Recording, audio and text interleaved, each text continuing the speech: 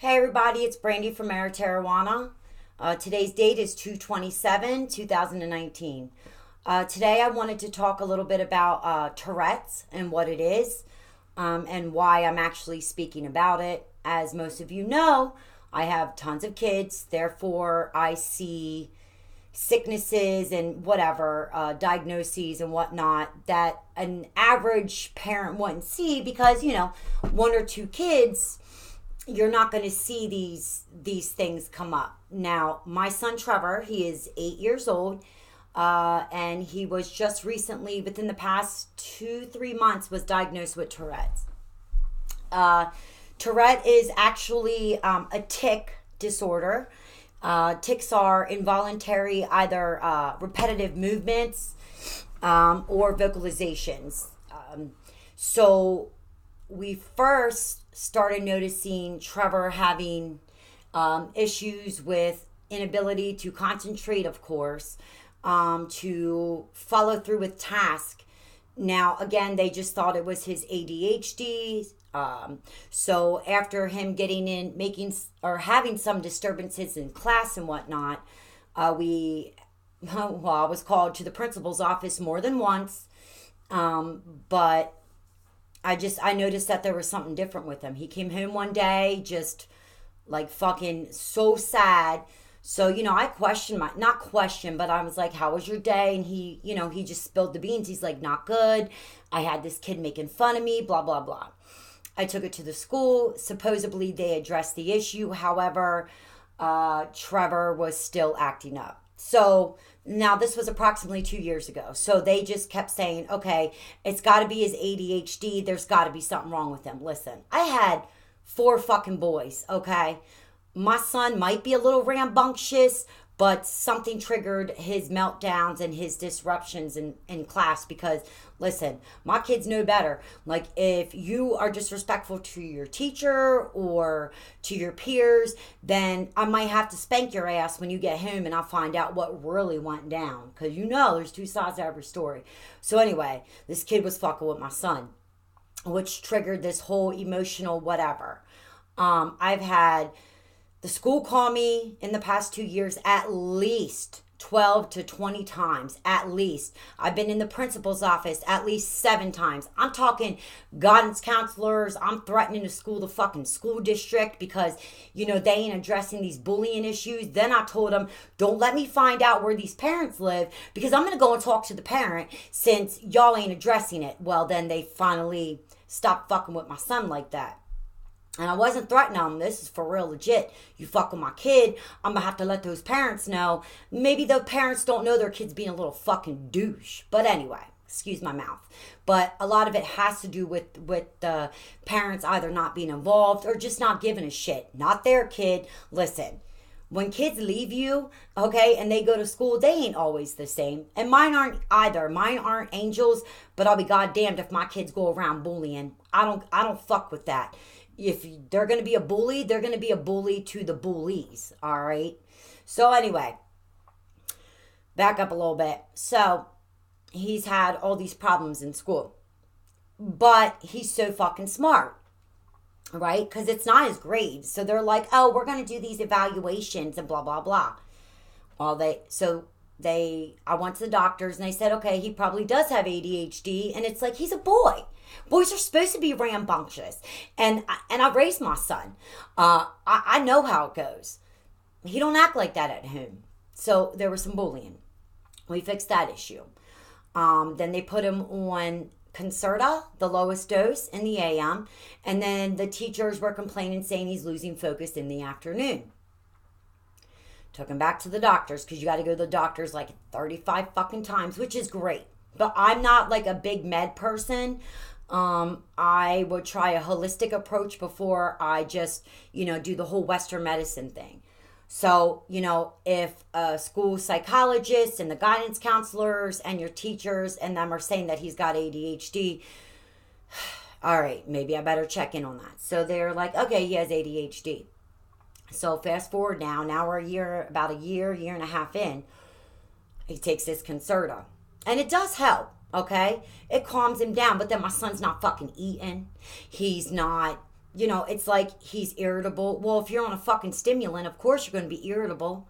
Whatever.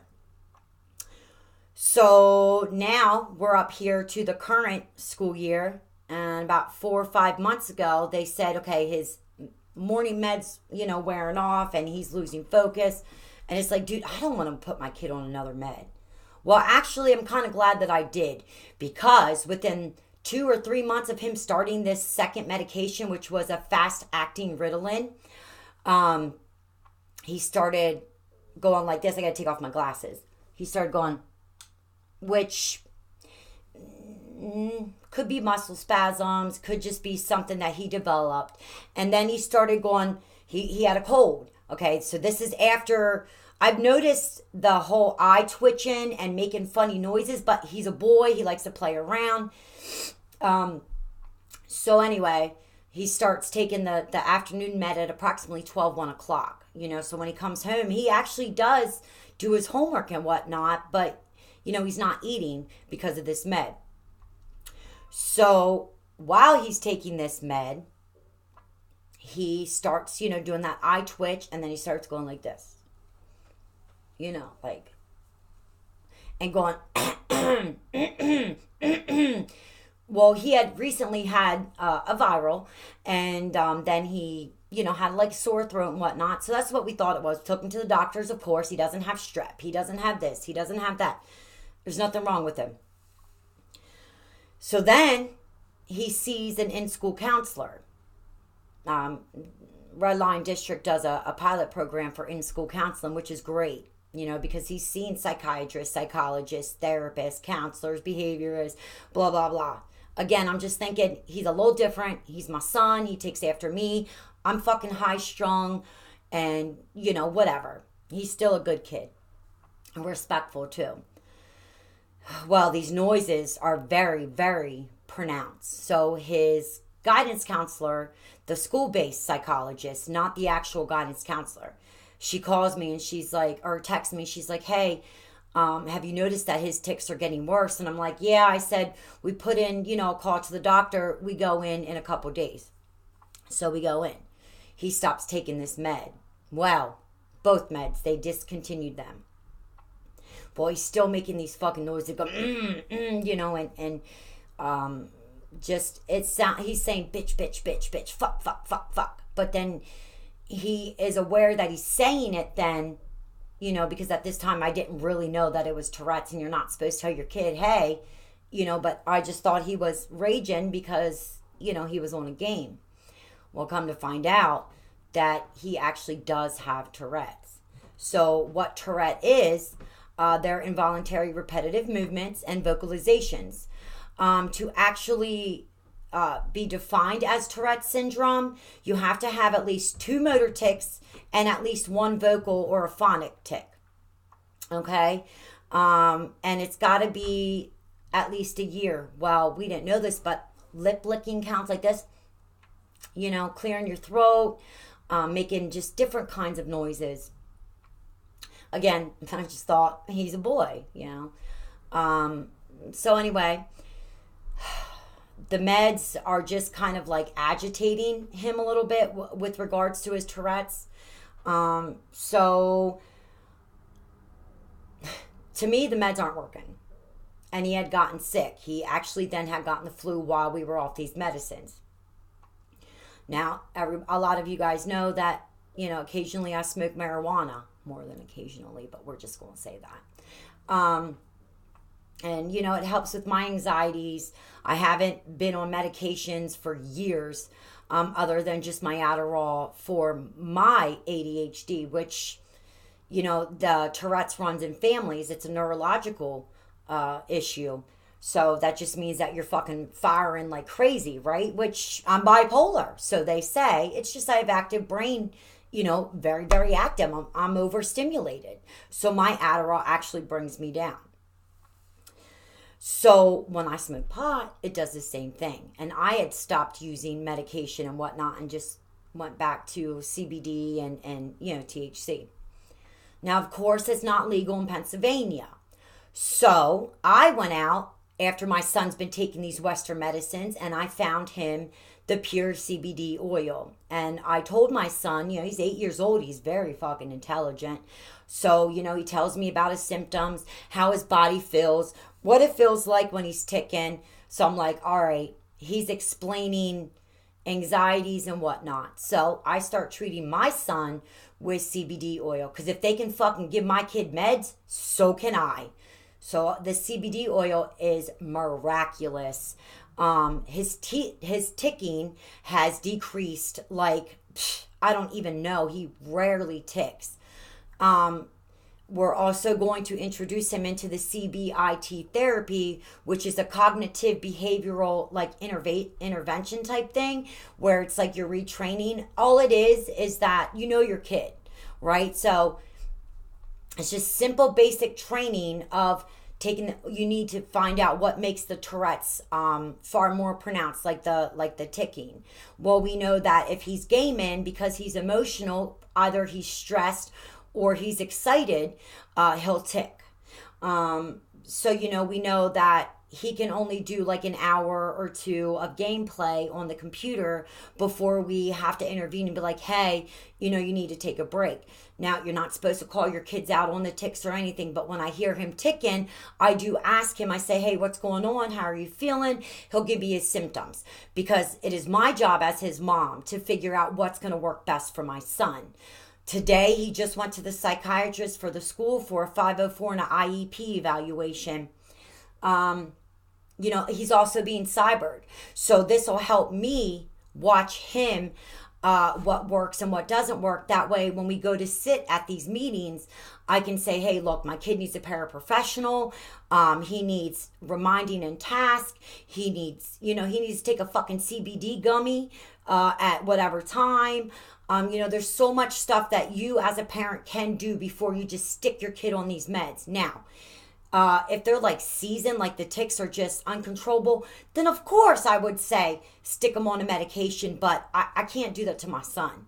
It's making him far worse than what it really needs to be. So that's why I put him on CBD. Now, it doesn't work, 100%, but it lessens it to, like, when you're removing him from that stimulus, and he recognizes his ticks, especially if he's cussing, he's actually learning how to say, instead of shit, he'll say ship, ship, ship. Or instead of saying fuck, he says fudge, fudge, fudge, fudge. So he's actually training himself, because we talk about how he feels and things like that. So I totally suggest you talking to your kids and, talking to them like they're a teacher, because they can teach you so many different things. So that's why I'm really big on, listening to your kids, asking them how they feel, not lying to them, explaining it to them in a way that they can understand.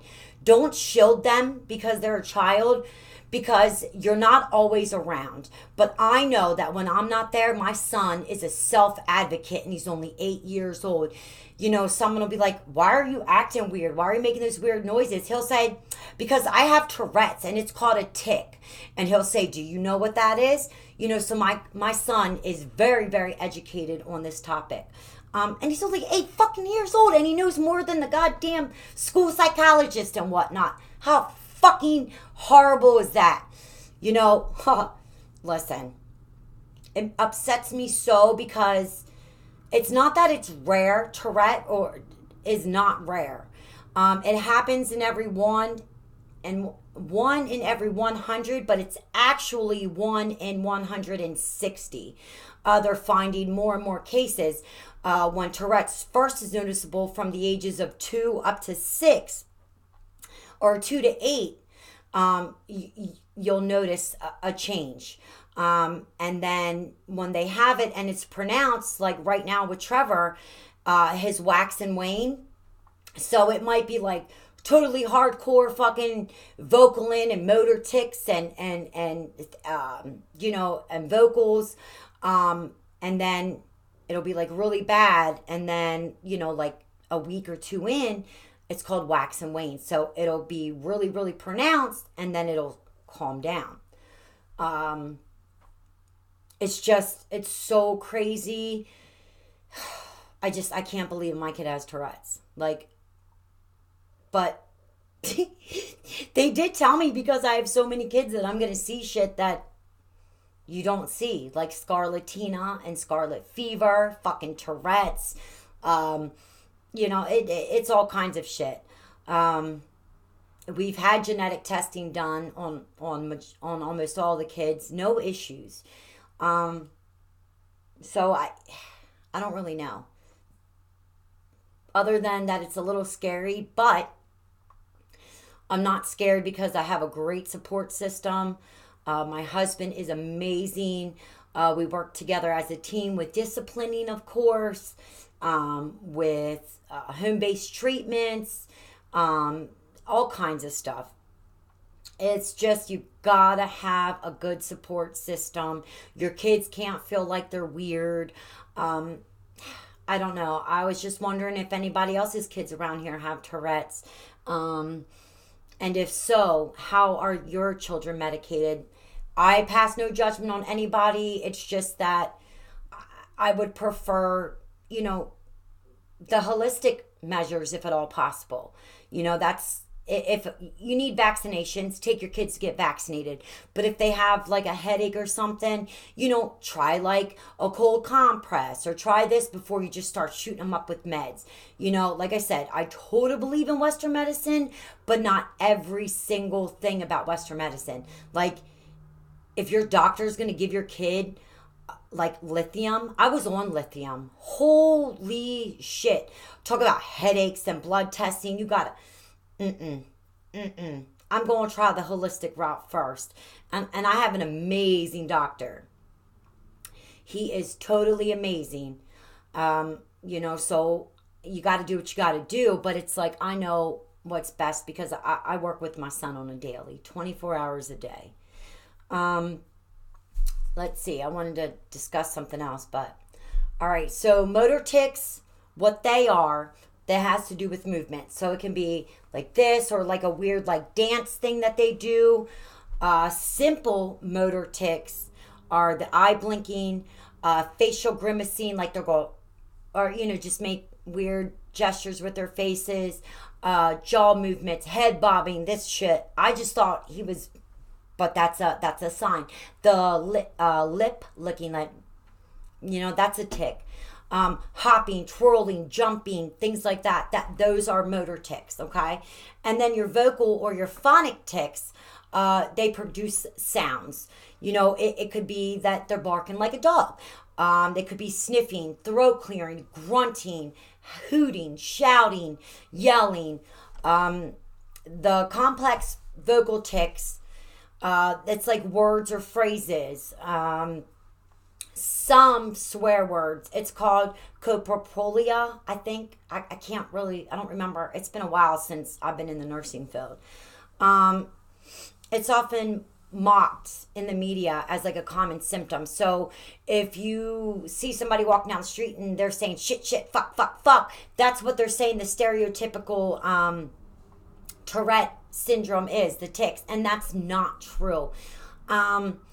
They did some studies in classes, and they found that the numbers went from 100 to 160 because people don't really notice those small motor tics or those vocal or phonic tics.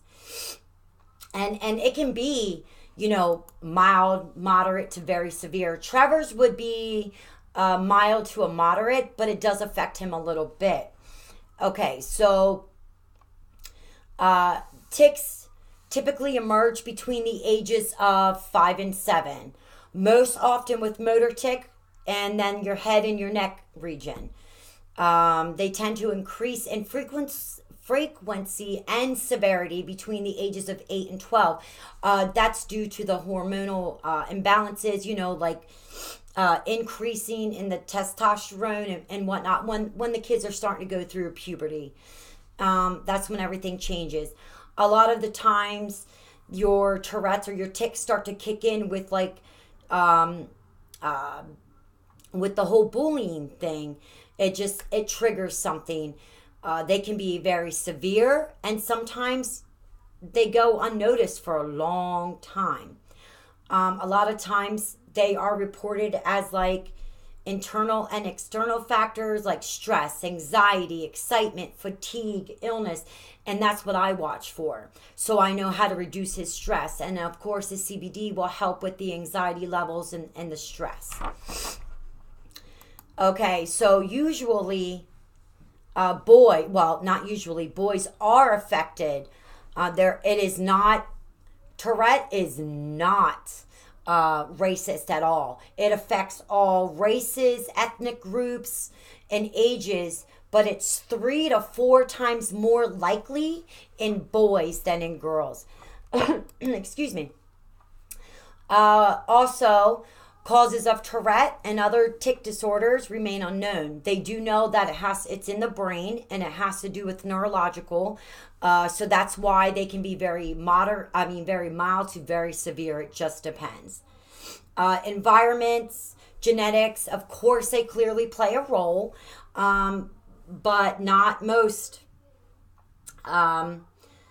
Developmental factors, they don't really know for sure. They've been testing, but not a lot of people have it.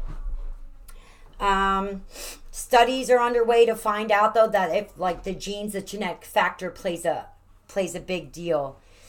When you have tics, okay, tics aren't actually the issue. It's the Tourette's. But they'll go like they coincide with usually with other disorders, like a co-occurring condition, which Trevor was actually diagnosed with with ADHD, but here he was really presenting with Tourette. Also, there's all kinds of accommodations and stuff that you can get for your kids. That's what I'm working on right now. So you have to create the correct environment of understanding in the classroom. So like I said, Trevor's been bullied. Well, in the bullying assemblies that they have, they talk about bullying is not good and blah, blah, blah, blah, blah. But they really don't go into detail. Like my kids know about Tourette and I know about Tourette because I was in the medical field for like 20 years about 20 years. But even a lot of adults aren't really sure of it.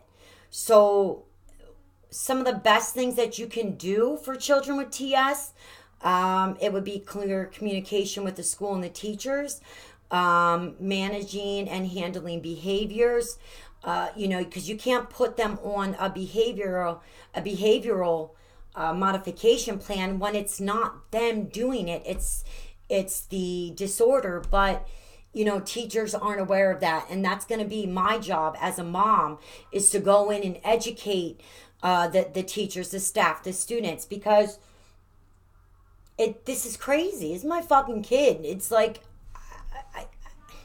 I don't know. Anyways, so a lot of the times they say that seating strategies will help. It minimizes the impact on the classroom as a whole. Giving them breaks, providing designated areas that their tics, they can, have them freely. They need to be paired with other students for supporting and understanding, like a buddy system.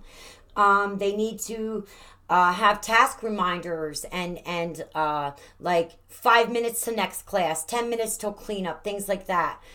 Provide clear goals.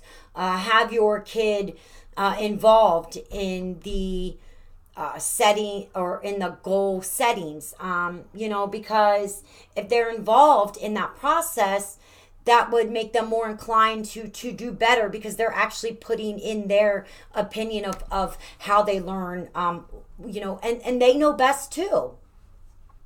So what else they suggest is, of course, you parents will meet and connect with the teachers before the start of the school year.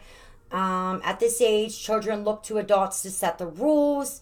So that means that the teacher is definitely going to have to help establish a supportive like network. And the teachers in our district are amazing, but it's just like the stuff just falls through the crack because there's 30 kids. I'm okay, that's over exaggerating, but there's like 25 kids in the room.